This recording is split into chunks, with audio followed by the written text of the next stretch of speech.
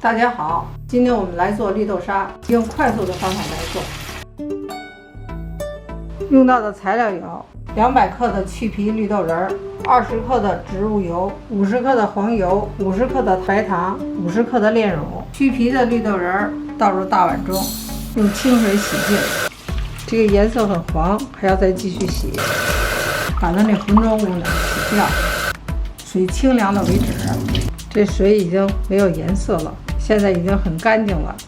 我们用快速的方法来泡绿豆仁儿，用开水浸泡绿豆仁儿，水要没过豆子1公分以上，盖上盖子泡2个小时。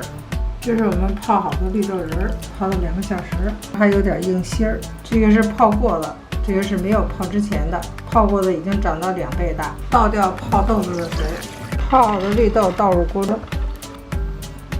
加入清水，清水没过豆子，盖上锅盖，按煮饭键。时间到，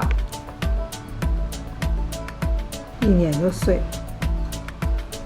蒸好的绿豆仁儿碾碎，碾的好处呢就是水分干，炒的时间短，拌成这样就可以了，完全都碾碎了，没有整个颗粒了。炒绿豆沙，平底锅加入油，锅烧热，加入50克黄油。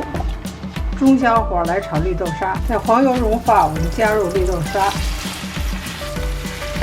这个绿豆沙比较干，不能开大火，要中小火来炒，大火容易炒糊。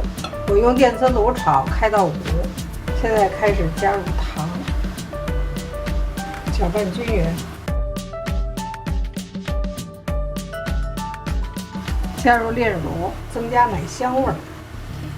炒这个呢，不能炒太干，充分融合了以后不粘锅了就可以了。绿豆沙炒好了，浓浓的奶香味儿，非常细腻。我们把它放凉，晾凉以后放入保鲜袋，因为没有防腐剂，不要放时间太长，就要在7到10天之内给它用完。